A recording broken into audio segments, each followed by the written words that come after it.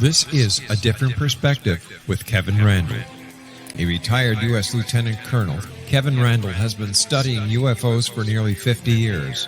Kevin has investigated some of the most famous UFO cases in the world and has been consulted for dozens of documentaries about UFOs.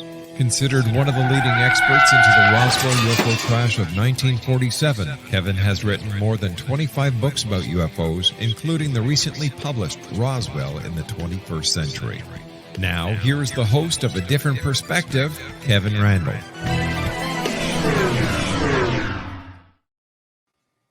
And welcome to this edition of A Different Perspective. I am, in fact, Kevin Randle. Before I bring David on, I'm going to go on, well, not really a bit of a rant. Back in the olden days, and that means the 1990s, I thought it was a bad year if somebody hadn't threatened to sue me 2 or 3 times. None of the suits ever came to fruition and nothing ever happened of it, but it was always this threat of a lawsuit. It's only recently I've been threatened with a lawsuit again. I am not worried about it, don't care. Just thought I'd mention that I've moved back into the prominence of ufology, I guess, because I am being threatened with a lawsuit. I'm going to bring on David Rudiak, who has a bachelor's in physics and a doctor of optometry from the University of California, Berkeley, plus graduate training in biophysics and neurophysiology, which means he is a smart guy and has a lot of schooling. He has done scientific research and published papers on the brain wave recording to visual stimuli and simulations of the brain with magnetic stimulators. Yeah, some of this esoteric, I guess. In ufology, his main area of expertise is the alleged saucer crash of 1947, which he has been studying since 1994. He is perhaps the best known for his work on reading the telex photographed in General Roger Ramey's hand as Ramey tried to debunk the Roswell crash as a weather balloon. Ramey's memo mentions the victims of the wreck and dealing with something in the disc, perhaps cadavers, words and phrases which he and others considered to be the smoking gun proof of the saucer crash reality happening with the bodies were recovered. I'm just going to take a moment here. There is not universal acceptance for the victims of the wreck, but we're moving to a point where we're getting closer to that. And some of the work David is doing, and we'll discuss this here in a minute, has moved us in that direction. He's been a speaker at the Aztec UFO Conference in 2005, discussing the Ramey Memo, the Ozark UFO Conference in 2003 on the memo, and in 2007 discussing his analysis of the 1994 Nellis military UFO video, the 2009 and 2012 Roswell UFO conferences, again discussing the memo and how the military ran a debunkery campaign in 1947 against Roswell and the flying saucers. He has been interviewed for various UFO and Roswell TV documentaries. And I take a moment here to point out that I think I was involved with the last 2 scans of the Ramey memo. As our technology improved, this scanning ability was used to try to decipher the Ramey memo a little bit better. At the last time, I actually was stepping in for David. He was asked to participate in this and was unable to do so, and I was brought in to do it as well, do it instead. But the point is, the last people who scanned the memo said that there really wasn't anything else that could be done in the way of scanning that negative into a computer program, and deciphering now would be using artificial intelligence. That was 2 or 3 years ago, and we'll discuss how that's going along in today as well. Finishing up with David, he has also done extensive research on the Socorro-Lonezamora UFO sighting of 1964, proving that it couldn't have been any sort of balloon because historical wind data make it impossible. He has also extensively researched the 1950 McMinnville, Oregon Paul Trent photos, disproving claims that it was a truck mirror suspended from overhead power lines. In contrast, his analysis of another famous UFO photo case, the Rex Heflin Santa Ana, California case from 1965, sorry about that, showed that shadow and camera position evidence strongly pointed to a hoax. Wow, that's pretty good. David Rudiak, welcome to A Different Perspective with me as the host. Hi, Kevin. I notice you're sporting a beard now. That's a new look, and you're looking Yeah, nice and clean. I'm, but one side isn't coming in quite as good as the other side, so I may have to shave it. How are you doing, by the way? Everything good at your end? Well, as you know, my wife has been ill, so I've been taking care of her. So it's been tough. And you're still taking care of her. Yes, yeah. Are you the sole caretaker? Well, I have two sons living here right now, so they're helping out. Oh, I But yeah, asked these. it's rough. It's rough. Yeah, I asked these questions because I was the sole caregiver for my wife when she was suffering from cancer in April of last year, and today would have been our 50th anniversary. Oh, yeah. Which I wasn't going to mention, but it just sort of popped out there. Yeah. But enough of our history. Give us a little background on the Ramey memo, can you? Right. It's as in the introduction, what happened is they flew wreckage from Roswell to Fort Worth. They put out a press release saying that they had captured a flying saucer from a nearby ranch, and they were sending it up to higher headquarters. And then it turned out higher headquarters was General Ramey in Fort Worth. Roswell was his sub-command. And so they took photos there. They had like a mini press conference. And what you see there is a weather balloon on the floor in front of Ramey and a broken up radar target. And they tried to equate the radar target with the flying saucer. They said they just made a mistake at Roswell. Anyway, while Ramey is kneeled in front of this debris, he's holding this message in his hand. In fact, there's 4 photos of him kneeled down and holding this message, but in 3 of them, it's either scrunched up in his hand or it's the back of it is facing the camera. But probably in the last shot, it looks like, to me, it looks like he tilted his hand down to read what was on the message. I think it was just handed to him. He was looking at comments on it, and the photographer was standing up, and Ramey was kneeling, and it caught an angle on the front of the message. And so this was noticed clear back in 1980 in the original book on Roswell, The Roswell Incident by Berlitz and Moore. And they commented, well, maybe it's his press release, that he's going to put out about the weather balloon. And nobody thought much of it. It turns out a researcher named Brad Sparks got a blow up of this in 1985, and he was picking out some words that we later picked out. And according to Brad, he said he was picking out disc and Fort Worth, Texas, and weather balloons on the memo, and that's universally agreed upon now that all those words are there. And you also did your own little study where people agreed in Fort Worth, Texas, and weather balloons. Go ahead, Kevin. Well, let me break in here because there's one point I think is very important. We often have a discussion about the provenance of documents when we're looking at them, and this one has an absolutely perfect provenance because Ramey's holding the message in his hand, so we know it's Ramey. It's in his hand. It was transmitted on the INS Newswire, and it's dated July 8th, 1947 at 11:59 p.m. So we have the perfect provenance. You cannot dispute that this is a legitimate. And we have the original negative too. It's at the University of Texas Arlington and their Special Collections Division. So I think the point with the negative doesn't give you the dates and everything. The way it's all connected together, right. So you can't dispute anything about that. We can discuss what it says, but we cannot dispute that this was something that was done on July 8th, 1947, in conjunction with the Roswell UFO crash. Sorry to interrupt, but I wanted to make that point. I've sometimes commented Ramey was holding the smoking gun in his hand over the dead body of the weather balloon, while he was. So let's go on with the history of the memo.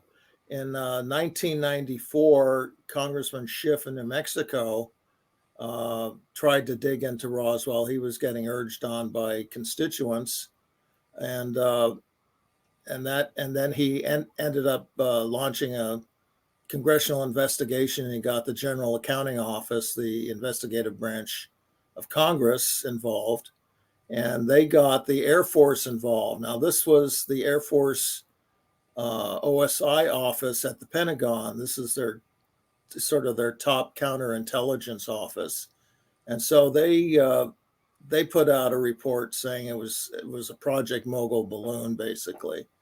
But in that report, they also said they got blow-ups of the memo, and they sent it to a high-level government organization, which I think, Kevin, you later determined from the head guy, Colonel Richard Weaver, was the National Photo Interpretation Center.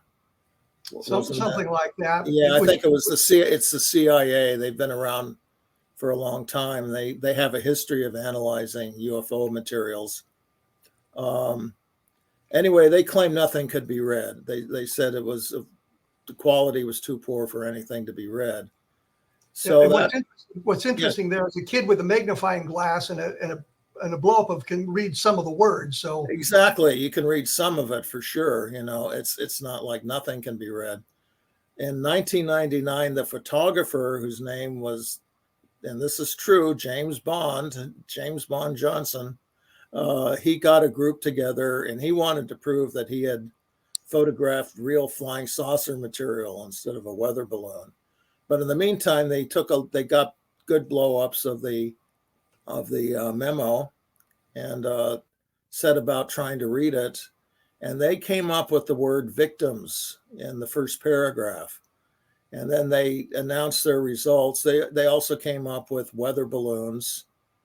They thought it was signed by a guy named Temple, which never made sense. Now, I think just about everybody agrees it was signed by Ramey. It was truly Ramey's telex. And so anyway, the key word here was victims, but they got Fort Worth, Texas. They got weather balloons. They got a few more words in there, but victims certainly pricked up my ears, you know, when I heard that. David, I have to interrupt here because I'm going to have to take a break. When we come back, I will talk a little bit about James Bond Johnson and how I discovered who he was and got information from him that kind of changes the perspective of the whole Ramey memo thing, because he was saying things to me at one point on tape that he was the story so he could say he had photographed the real stuff. Originally, he said he hadn't done that. This is David Rudiak. We're talking about the Ramey memo. You can read more about it on my blog at kevinrandle.blogspot.com. And in Roswell in the 21st Century, I have a long section about the Ramey memo as well, for those of you who would like to see a little bit about it. We will be back right after this, so please stick around. I am talking with David Rudiak. We're talking about the Ramey memo. And before I let David take off on a tangent here, I found J. Bond Johnson. He went by J. Bond Johnson. He was a photographer, maybe a reporter for the Fort Worth Star-Telegram in 1947. I had written to the special collections at the University of Texas at Arlington to get copies of the photographs that they had on file there. They had 4 of the, I think 7 that were taken that night. They had 4 of them there. And the woman working there, Betty Huden, wrote back to me and said that she had just met with the guy who'd taken the pictures. And I said, well, can you tell me who he is? And she said, well, no, that I really can't. I said, if I send you a letter, would you send that on to him? And she said, yes. So Johnson eventually called me, and that was how I connected with J. Bond Johnson. The first interviews I had with him, he was adamant that what he had seen was a weather balloon, remnants of a weather balloon. You can see the weather balloon envelope in there. It's a black smudge in the background. And as David mentioned, the torn up bits of a Raywin target. And he was telling me how Ramey had told him, I think it's 7 times during the discussion or he told me 7 times that Ramey had mentioned it was a weather balloon. It was a weather balloon. It was nothing important. From that point, we went on, and then he fell into the hands of Bill Moore and Jamie Shandera and changed his story that no, he photographed the real stuff. It was the real stuff, and it took off from from there. But what is in the photographs clearly is the weather balloon, an array wind target. The important point is the memo that he holds. And so you were saying, David, I want to make this point as well. Tom Carey told me that when he first got a copy of the memo and he projected it to see it bigger, he said he could see victims of the wreck as well. I look at it, I can see victims of the wreck. I can see other things there. It just, when I look at it, it just sort of changes a little bit once in a while. So I'm looking for a way that we can verify victims of the wreck, because as you say, talking about a weather balloon. From that point, David, you were telling us about your work now on the researching the. Yeah, this was about 1999. This group, which was called the Roswell Photo Interpretation Team, I think, RPIT. I think it was Ron Rieger who was part of that team who first, or maybe it was Neil Morris, he picked out the word victims. So credit, I mean, it's sometimes given to me the credit for that, but they were the ones who first picked that out. I looked at it and I thought it was victims. They had another word there in quotes, else. And I said, that doesn't make any sense. The else, in quotes. I took a look at it and it looked like the word disc to me. And the signature where they had temple looked like Ramey to me. And those are sort of well agreed upon, interpretations of the memo now. Pretty much everybody agrees the word disc is in quotes on the start of the second paragraph. The full phrase there is in the disc, which I think is significant. And I think following from the first paragraph talking about the victims of the wreck, which most people agree then reads, you forwarded to the team at Fort Worth, Texas. It then goes into the next paragraph about something in the disc. And I think that's the bodies that they found inside the disc. And originally I thought it might be the word aviators, but now I think it's the word cadavers. They're dealing with the bodies. The first part of the message is about finding these bodies, and then they have to deal with them. What are they going to do with them? We know of a flight the following day on July 9th, which circumstantial evidence points to carrying bodies in a large crate.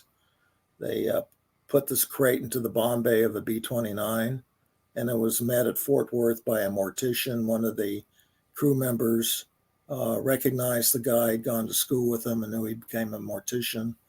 So I think the team they're talking about at Fort Worth, Texas was a mortician team, and they were there to prepare the bodies for whatever came next.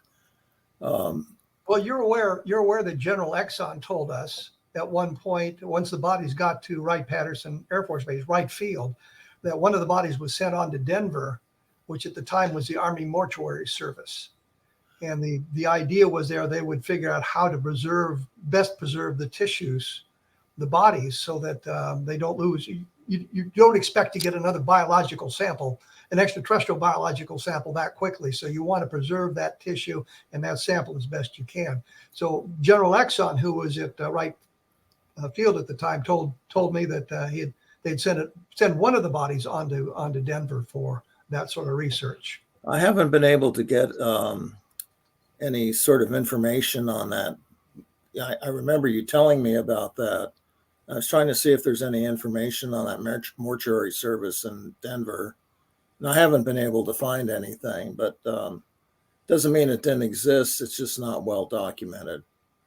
Well, it would have been the Army too at the time, as opposed to the Air Force. So the Army Air Force. And nearby was, what was it, Fort Fitzsimmons, I think it was called, a very large hospital complex. It's Fitzsimmons Army Hospital. And stepping back into my history again, when I was growing up in Aurora, Colorado, the Fitzsimmons Army Hospital was maybe 300 yards from my front door. So, oh, really? Okay. So when I was on the swim team, we actually used the pool at Fitzsimmons as our pool. So, well, what I understand is they could accommodate several thousand people there. It was big, yes. It was the largest hospital in the world of its type. Anyway, so it's possible that's where they sent it. Maybe the mortuary service was actually there rather than Denver. It's hard to know. Well, Aurora is, if you're leaving Aurora, you'll see a sign that says entering Denver. Oh, okay. It's a not really, they don't like the term suburb because they're an independent city, that Denver and Aurora kind of grew together. Right. Okay. So it could be that's Yes. where it got sent. Yes, absolutely. Anyway, from there, I for 2-3 years, I sort of struggled to piece this together. It's a very difficult read, and I liken it to a very difficult crossword puzzle where, you think a word fits and then you go on and it doesn't work with the crosswords. And so you go back and you change the word. And that's sort of been other people's approach. There have been some serious attempts to read this. And I compared reads of 9 different people, including 2 people who call themselves skeptics. And there's agreement on about 40 to 50% of what the letters and the words are in the message. And after that, it's all over the place. But we agree on things like weather balloons, Ramey, either in or on the disc, victims of the wreck, some pretty critical stuff, the word team. So there's enough there to indicate that this was something other than a mobile balloon crash. And it also indicates this is a military message. I mean, one of J. Bond Johnson's stories is that he brought in an Associated Press, Teletype message. Teletype message, and he gave it to General Ramey, and that never made any sense. And it doesn't, of course. I have on my website, which is roswellproof.com, I have a very extensive collection of Roswell news stories of the time. And it's probably about 4 dozen distinct Roswell stories from the major wire services like Associated Press and United Press, Reuters, International News Service. But there's also, some of the big dailies did their own reporting, like the New York Times and Washington Post and San Francisco Examiner. So those stories are all there. You can go through the stories, and the word lengths and the phrasing just doesn't match anything there. There's nothing close to what's in the Ramey memo. Well, so, the problem with J. Bond Johnson is he had told me at one point that he'd brought the document in. He told me another point he picked it up off Ramey's desk and handed it to him because he wanted some kind of a prop in his hand. And he also said that he was taken into Ramey's office and left there alone. And so he was looking through some of the things on Ramey's desk, and I as well. I cannot think of any circumstance where a reporter would be allowed in the general's office without some kind of an escort, namely the aide, Ramey's aide, or one of the NCOs there watching him to make sure that didn't happen. So I think he kind of discredited himself once he got beyond the story that he told me, which again I have on audio tape. He accused me of editing the tapes and misquoting him. And I've got everything on tape. And every time I was accused of that, I would send copies of the tapes to the people making the accusation and saying, where is this problem? And I never heard from any of them again, because clearly I was quoting Johnson accurately. But he, Go ahead. I was saying you brought this up on UFO updates about 20 years ago, where he was accusing you of lying about what he said. I mean, he originally claimed on the tapes that he wrote the Associated Press story. Yes. And he was proud. He took credit for it. He's very proud that he wrote it. Then he claimed that, no, that wasn't true, and accused you of lying about it and editing. Well, the important point there, the story as it appeared in the Fort Worth Star Telegram that he claims he wrote, the last paragraph says Ramey told him all it was a weather balloon. Right, so, exactly. Yeah. And at that point, well, okay, that's what it was. And then he changed it, of course. Well, I didn't write those press releases. Somebody else did, or put that in there. So, I mean, other newspapers, the San Francisco Examiner, for example, the story they wrote was written by their science reporter. And he had met Ramey the year before. There was a photo in the San Francisco Examiner of him with Ramey and some of the people from UC Berkeley, you know, the radiation lab, talking about Operation Crossroads, you know, the A-bomb tests in the Bikini Islands in 1946. And so I managed to find his widow, and she says, "Oh yeah, I know that photo. You know, it's up on our mantelpiece." He was very proud of it. But so he knew Ramey, and he Well, he knew who to call. Well, let me just add one thing. We need to make it clear that the 509th Bomb Group was a participant in Operation Crossroads. So we're talking about the same group of people with the UFO crash. It's Ramey and Blanchard, the 8th Air Force at Fort Worth, and the 509th Bomb Group in Roswell. So it's all the same people, and they were involved with the Operation Crossroads. Jesse Marcel, the intelligence officer, he was there. Walter Haught, the public relations officer, put out the press release. He was there. So these officers are all there. They were the ones who dropped the first bomb there in Bikini. I mean, that's why they were there. They, you know, took it up in a B-29 and dropped, and they missed the target, you know. And Ramey he spun that, you know, for the press. So he was good at spinning things.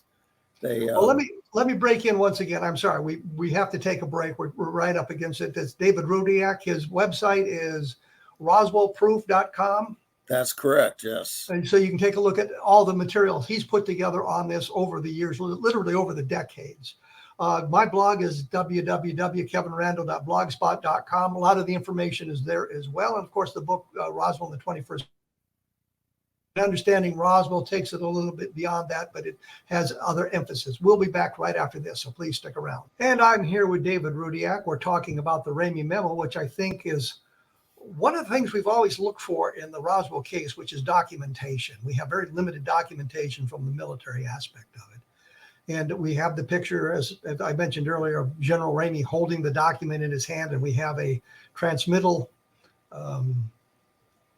proof from the INS that it was July 8th, 1947. So clearly talking about, you mentioned Mogul. I want to take just one moment to mention the problem with Project Mogul. Actually, there's a couple of problems with the Project Mogul, is that the flight they claim was the culprit in this, flight number 4, was canceled. It did not fly.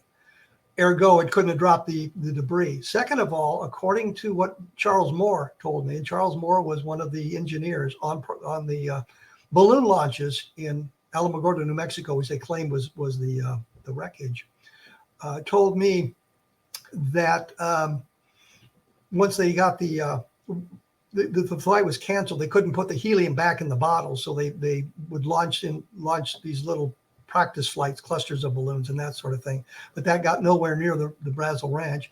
And he told me that the configuration of flight number 4 was the same as flight number 5, which did fly. And we have an illustration of flight number 5, and there are no ray wind targets on it. And the other thing they always say about Project Mogul is it was highly classified. Purpose was classified. What was going on in New Mexico, the balloon launches, was not classified. It was off the shelf weather balloons and ray wind targets when they eventually put them on there. I wanted to clarify those points, and now we're back to the Ramey Memo, which could be the smoking gun. Maybe we can circle back to Mogul at some later point. We can. The Ramey Memo. Let's go through the structure of it. It's down at the level of the film grain. You know, in this negative, it was a speed graphic press camera, so it's a nice large negative. It's 4 inch by 5 inches. If it hadn't been that big, it would have been hopeless trying to read this thing. But anyway, when you blow it up, you certainly can pick some things out. But this film grain noise is a real problem. Plus, Ramey had been scrunching this paper up, so there are a lot of folds in it. He folded it in half twice, so there's a crease, you know, down through the middle of the message, which distorts some words. And then some of it's in shadow and some of it's slanted away from the camera. So, but there's about roughly 70 words that are out in the open. And that's, you know, and there's some critical words there, I think, like victims and disc and weather balloons. Another comment about weather balloons, which everybody agrees upon there, it's plural. And if you look at the news stories, there's no use of plural at that time. And you don't see the plural weather balloons until the following day and news stories about Roswell. Plus, Ramey, whenever he was quoted, was talking about this, what was in his office in the singular was always a weather balloon and a ray wind target, the broken up radar target. So that alone indicates that this wasn't a civilian teletype message. I mean, just the fact that the weather balloons is plural. Plus, they weren't putting out this. This is about an hour and a half into the story after the press release broke over the newswire, and there just weren't any news bulletins or anything using weather balloons up to that point. So that's another indication that it's a internal military telegram. It's 2 paragraphs. I think the first paragraph is talking about what they just found, and I think this was addressed to General Vandenberg at the Pentagon. I see a VA up in the address header. It's the 2 clear letters I can make out there. Vandenberg was in charge. The newspaper said that he was in communication with Ramey. The Washington Post, in fact, said he called up Ramey, and Ramey said he hadn't seen it yet, was what they said Ramey said. And then Ramey said, I'll go take a look. And he came back and he says, oh, it'd be 25 feet across if reconstructed. Well, these radar targets were only about 4 feet across. I mean, they were very flimsy. They're basically just balsa wood kites. So okay, I lost my train of thought. Well, let me break in here. There was a story that came out of Circleville, Ohio at the same time, and a farmer named Sherman Campbell had found something on his farm, and he took it into the sheriff. And Campbell thought it was some kind of radar device and a weather balloon. The sheriff thought the same thing. The point is, here are 2 people who are not associated with the military or the weather service, able to identify the wreckage as something very mundane. We get to Roswell, we have the trained intelligence officer, we have the trained counterintelligence officer, we have the top officers at the Roswell Army Airfield, we have the top officers at the Fort Worth Army Airfield, unable to identify this until they bring in a rather low-ranking weather officer, Warrant Officer Irving Newton, who eventually, I think he retired from the military as a major later on, to identify it. The interesting thing is, according to the timeline, the counterintelligence officer at Fort Worth, the guy named Curtin, which is misspelled in the FBI telex, by the way, was talking to, I think it was the Dallas Morning News, and identified it as a weather balloon before Newton identified it for Ramey in his office. So it's clearly that there was some kind of cover-up being established at that point. Well, depending on which news story you read, Ramey on his own was identifying it as a weather balloon. Like the San Francisco Examiner, the reporter said, he described a radar target just like the ones they send up at Oakland every day. And there were other, depending on who Ramey was talking to or who Curtin was talking to. Curtin also spoke with the FBI, I believe. And the one document we have, and government document we have, is from the Dallas FBI office, saying that when he described a balloon and a radar target to them, but they contacted Wright Field, and Wright Field didn't think that's what it was.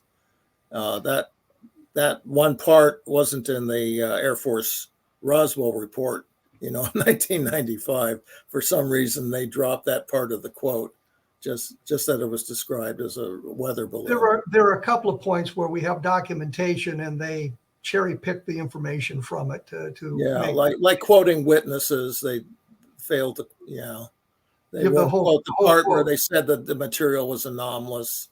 They couldn't rip it, or they wadded it up and it would unfold itself.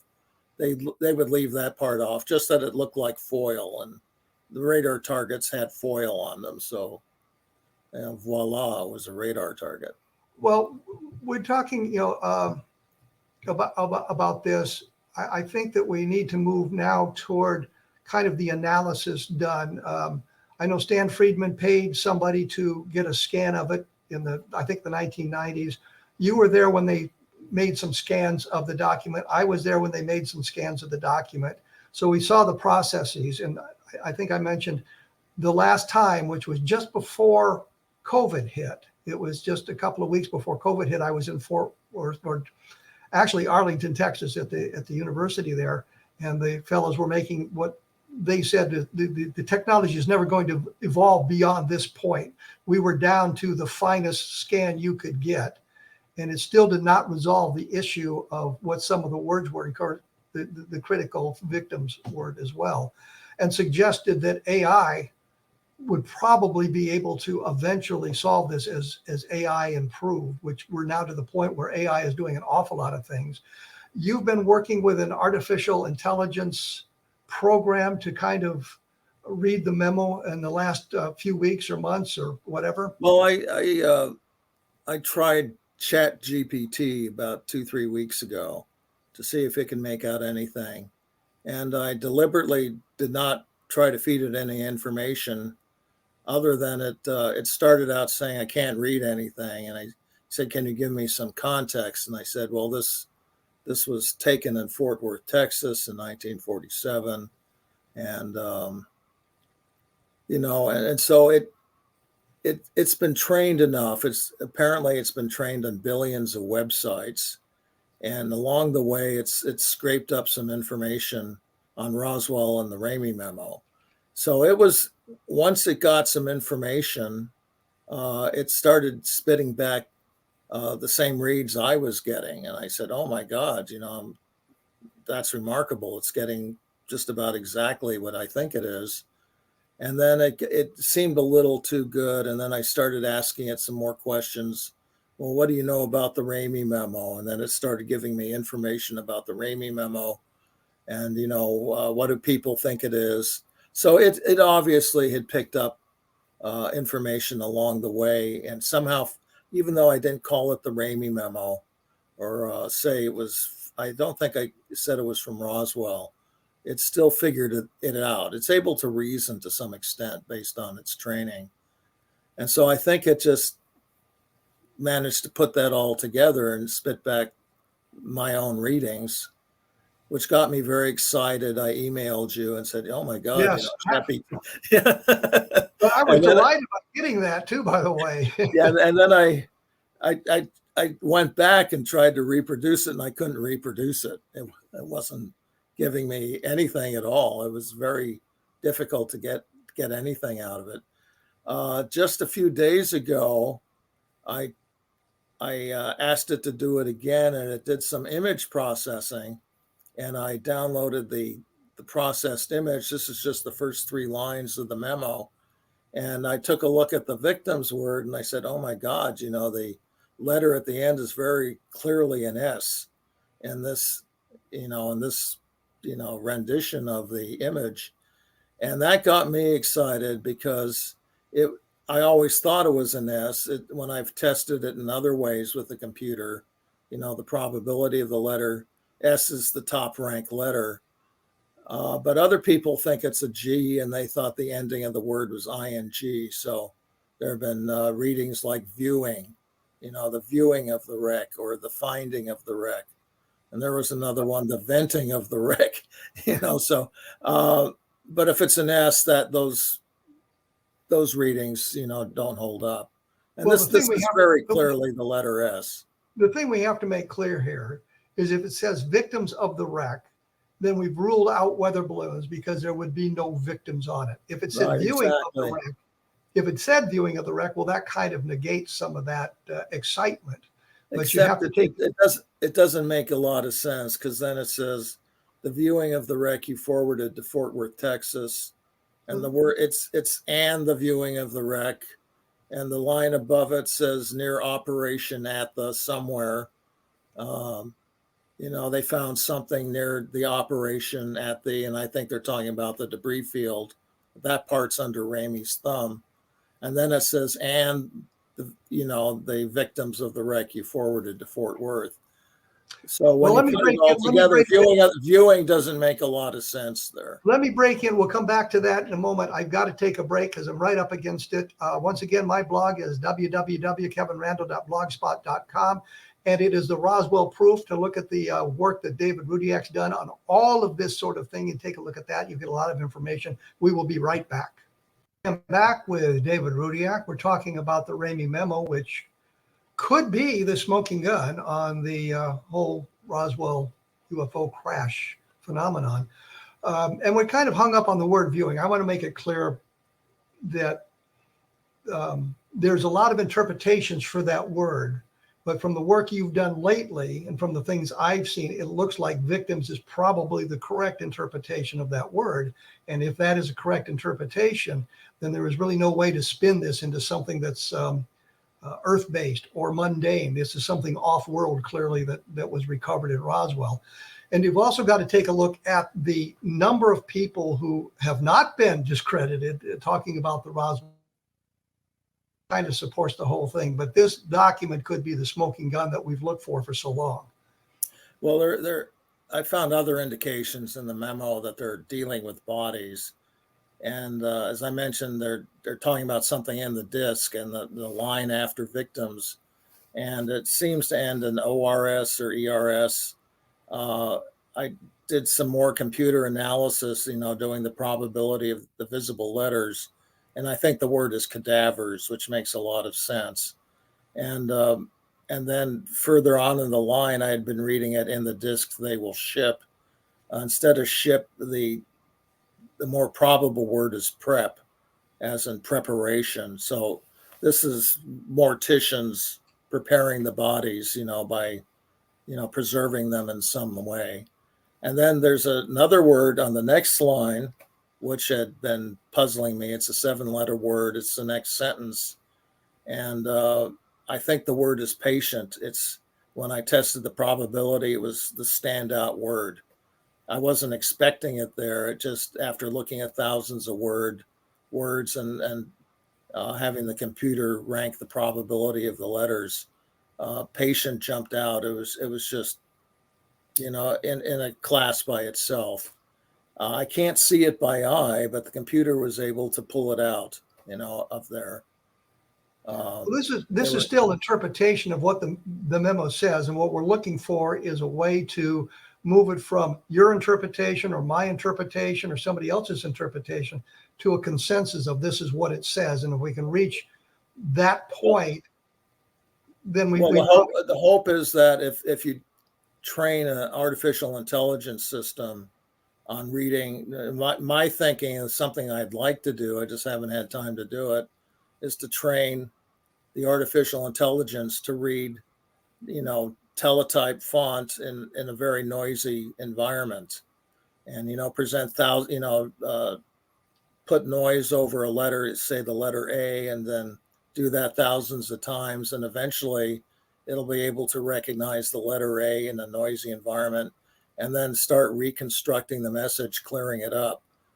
Well, let me clarify one thing. Note when you're speaking of noisy environment, what you're talking about is dust and debris that is collected on the negative, and that as you try to scan that, some of that dust and debris, although they clean it each time, shows up on there, and it's the way the negative has been kept, and it's some of the other things that accumulate on the negative as you take a photograph. So the halides of silver are always halides of silver, but it can be manipulated in some ways to cause a bit of noise. No, well, the noise is actually the silver grains, in the film, and the letters just happen to be only slightly larger than the silver grains, and so the letters are getting broken up by the grain. So it's not so much the dust. I mean, there's some scratches on the negative now. This is trying to see past the silver grains and denoise it, and then try to reconstruct the letters, put them back together. This would all be on a probabilistic basis, based on the training of the AI system, and also using semantics and linguistic training, which these chat bots are actually quite good at. They're word prediction devices primarily, and so they're predicting what the next word is likely to be. So I think it's possible. It's just a matter of somebody sitting down and putting in the time and effort to do it. But it might clear it up sufficiently so that controversial words like victims will be unquestionable. I think it's close to that already, even without AI necessarily extracting the letters better than they are now. I mean, what I sent, the image I sent you, it also brought out the T, which I hadn't seen clearly before. So that left VIIMS or VITIMS, and the only letter that wasn't clear was the C in the third position. So I think if you took the image as it is now to an average person, I think probably 80% of them would see victims there. I actually just saw a show. It's called Mysteries Decoded, and it was Roswell Revisited. It was made in 2020, and they pretended like the Ramey memo was a new thing, and they were going to read it. So they took it to Ben Hansen, and the hostess named I think it's Jennifer Marshall. He put her in front of it, and she quickly picked out Fort Worth, Texas. And he says, now look at this word in quotes. And she says, oh, that's disc. And then he put her on the so-called victims word.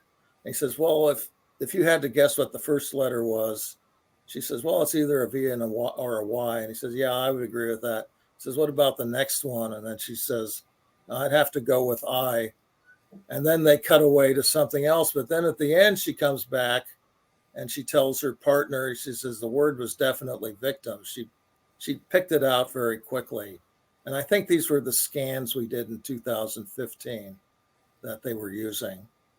So it's, I have a poll on my website using older images. 70% of the people think victims is there. Most of the serious readers of this think it's victims. And there was another interesting study by a skeptic where he took the word and broke it up into individual letters. And then a friend of his put it up on a website using CAPTCHAs. And they had the people guess what the letter was. And according to this fellow was Ross Evans, he said a vast majority of the people picked out VIIMS, from this test. And this was context free. They didn't know it was about Roswell or the Ramey memo or anything. And they still came up with victims. It's the only word that can fit there that are made up of those letters. And okay, that's all I had to say. Well, like you, Ramey memo for literally decades. And I said, as I said, I filled in for you on a couple of the investigations that took place in the special collections at the University of Texas at Arlington. I was down there with Josh Gates, as a matter of fact, and we were going through that. And the person they brought in, the expert they brought in to read the memo, he really couldn't do, he was unable to do as much work as you have done. He came into it a little bit cold on that. But I think, as we advance on this, it's becoming clearer what the word is. And if it is, in fact, I think so. Yeah. If it is in fact victims, then really the kind of the argument is over at that point, because what kind of victim would you have on a weather balloon? Yeah. It doesn't say aliens. It doesn't say Martians, but it indicates they're recovered bodies of some kind. They didn't call them aliens back then anyway. They called them Martians or men from Mars or, Yeah, they were thinking in terms of interplanetary flight as opposed to interstellar. Yeah, I think so. Yeah, and they focused on Martians as or little green men, LGMs. Yeah, that wasn't commonly used, but you do see that.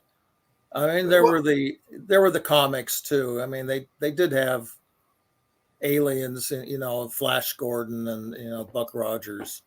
I mean, Well, people, we chased the evolution of the word, the little green men. Where did that come from? And we're able to find information that they kind of used that term for unusual people, maybe like forest creatures that call them little green men. So it was a term that was around talking about strangers. It wasn't in common use, but it was in use. And the Edgar Rice Burroughs, John Carter on Mars had green Martians. And I there's a found pop-up. I found the term in 1938, the day after the War of the Worlds broadcast by There you Orson go. Welles. And a newspaper columnist talked about little green men from Venus landing there, and they couldn't get anybody's attention. Nobody would pay attention to them. I mean, it was, it was a sarcastic column, but he used little green men 2 or 3 times in that column. Well, I'm out of time here, David. Is there Oh, any? wow, that went fast. Yeah. Yeah. Is there any last comment you want to make before I throw you off the program?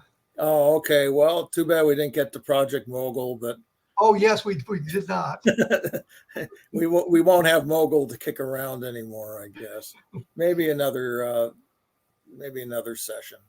Okay. Well, David, thank you so much for here on a different perspective and kind of clarify where we are on the Ramey memo and how we are getting closer to getting a proper interpretation of what that says and how it may turn out to be the smoking gun. So once again, thank you very much, David. Okay. Thank you, Kevin. And you have a good day. When we talked about the Project Mogul, that's the one thing that we never get into, and that's the go-to answer by the skeptics. If you read Roswell in the 21st Century, there's a long appendix that gives you all the information you could possibly want on Mogul and why Mogul doesn't fly, if I can use that pun for you. Like I said earlier, the flight was canceled. The documentation, which was provided by Colonel Weaver when he put together the big Air Force report, if he had not put that information in there, I don't know if we'd ever gotten it. But Dr. Albert Crary, who was the leader of Mogul, the New York University Balloon Project in Alamogordo at the time, he was the one that we have his field notes. What I'm trying to say, we had his field notes. We have the documentation. And flight number 4, which is the culprit, because there's no information about what happened to it. It says it was canceled because of clouds at dawn. The people arguing for Mogul says, well, the balloons were launched in the darkness. The directives they were operating under at the time said they could not fly these balloon arrays at night or in cloudy weather because they were too big, too long. They were a hazard to aerial navigation, and they would be flying in the areas where they could run into commercial airlines and, of course, military aircraft. But what we've been able to eliminate it because flight number 4 was canceled. The first documented flight was number 5, which took place the next day or so.